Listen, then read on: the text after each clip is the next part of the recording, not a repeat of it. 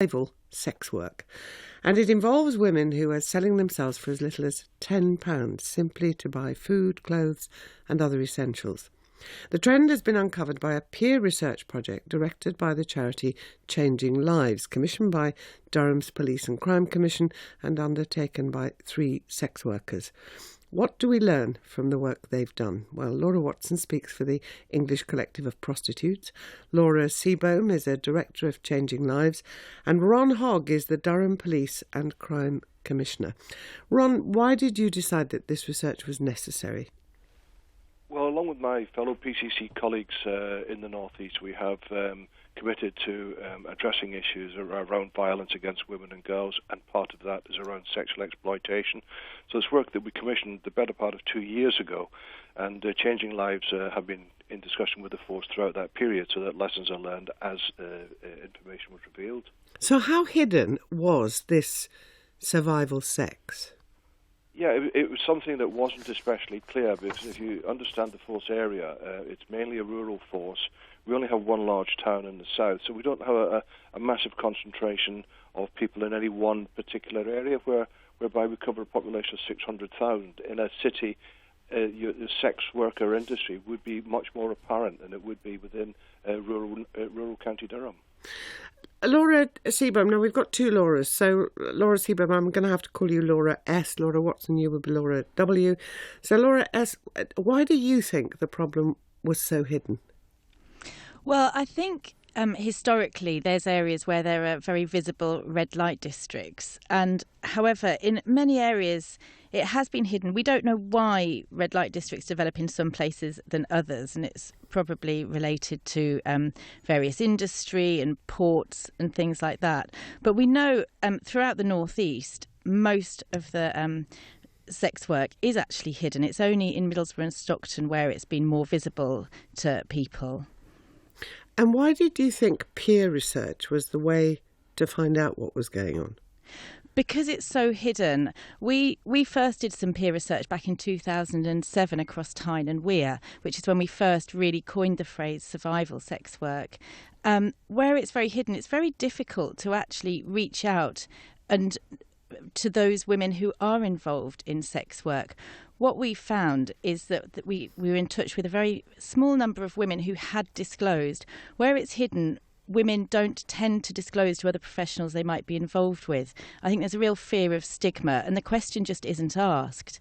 And therefore, when we started to engage women, we set up a drop-in, and we've done this again in Durham, as a way to try and find out. And if we just have one woman who has disclosed, they invite their friends and invite other women who are involved in sex work. What we find is often these women are well known to services but just haven't disclosed that they're exposed to sexual exploitation or involved in sex work. Look, Laura W., what did you make of sex workers being asked to investigate and report on other sex workers? Well, I think that sex workers interviewing other sex workers certainly helps to get the truth out. We certainly see that as part of our job, and I think this report does go some way to do that. I mean, sex workers are telling us all the time that their 2 main problems are poverty and police abuse and raids and arrest, and that is what comes out in this report. You know, it mentions that women are having to work to supplement their low benefits and low incomes.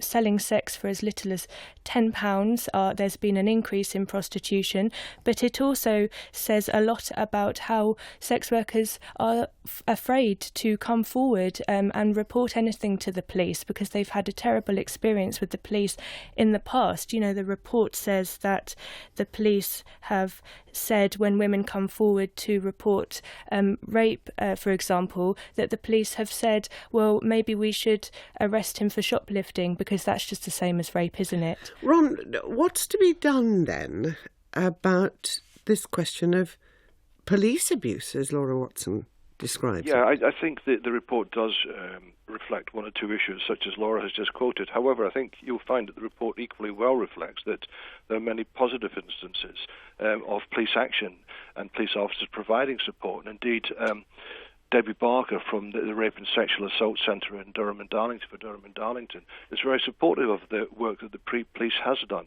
and is very supportive of the work that we have done to learn the lessons relating to victims of rape. And this is an issue that we do take very, very seriously. But my question was, I mean, if women are still saying that they don't want to tell anybody that they're doing this work because they're frightened of the police, what are you going to do about making them less frightened of the police? Well, we want to get out the positive messages, and there were lots of positive messages in this report. What we have done on the basis of the report, one of the recommendations was to have a full-time worker to work with the sex workers in County Durham and Darlington. We've actually launched a pilot with 10 because we felt that one wasn't sufficient. Officers have received lots of training, are partners in different agencies, and taxi drivers even have received lots of training from the police service. So we have been trying to get the message out. We've been training people, and I want to stress today to anyone listening in County Durham or Darlington who needs help from the police, please come forward. If you don't want to approach a police officer per se, come forward through a third party. Use our Sexual Assault Referral Centre, use the Darlington Centre, and report through those means. What Laura Watson said was that this seems to be driven by poverty, not just fear of the police. What did your researchers find women were doing and why? Well, basically, I think poverty obviously plays a factor, but I think what was really clear from the report and all our work over the last 10 years across the North East with this group of women is women disclose all the time experiences first of childhood sexual abuse and trauma, and then often it would seem there's a connection then of going into child sexual exploitation, and I think the report really shows that link. You know, well over half of the respondents then talk about domestic violence and sexual violence within their family and partners. So I think poverty is absolutely a factor, but I think we also really need to look at the experiences of childhood trauma, increasing vulnerability for women to then start to move into sex work. And, you know, one woman, there's quotes in the report where women are really clear about that, saying, you know, I'm damaged, so why not just get on with it? And I think that link is really, really important to this. I think that link is also around the onset of use of drug and alcohol and homelessness and mental health. You know, these are all real factors, I think, for this group of women. Laura W., how familiar are you with this type of survival sex? I mean, it's such a terrible term, that, isn't it? Survival sex. Taking place in other parts of the country besides the one that's been researched. Well, yes, definitely. I'm afraid we're very familiar with it. In fact, I went to the premiere of I, Daniel Blake, the film that's just out recently, and that is the story of a single mum with 2 kids who is forced out of London and sanctioned from her benefits. And that is really the situation that, and then goes into the sex industry, that's really the situation that we are seeing in the ECP every single day. I mean, we've actually been circulating figures from Changing Lives, which said that 40% of women working on the street in Doncaster, for example, were there because they had their benefits sanctioned. You know, we've seen an increase in Sheffield of sex workers of 144%, and charity workers in Hull have been reporting that women are out there just to feed themselves and their children, and we are seeing that every day. We are very concerned that single mums are being cut off income support and don't have any other option, and so we are demanding a reinstatement of that benefit and also an end to benefit cuts and sanctions. Laura Seaburn, what are your main recommendations in this report?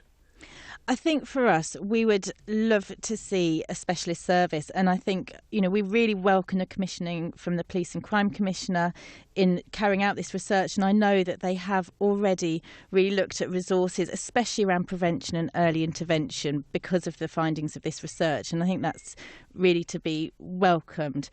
For us in other areas, we found that multi-agency training to really upskill the workforce and increase their understanding of the issues is absolutely key, because a specialist service is great, but actually women can contact with many other services.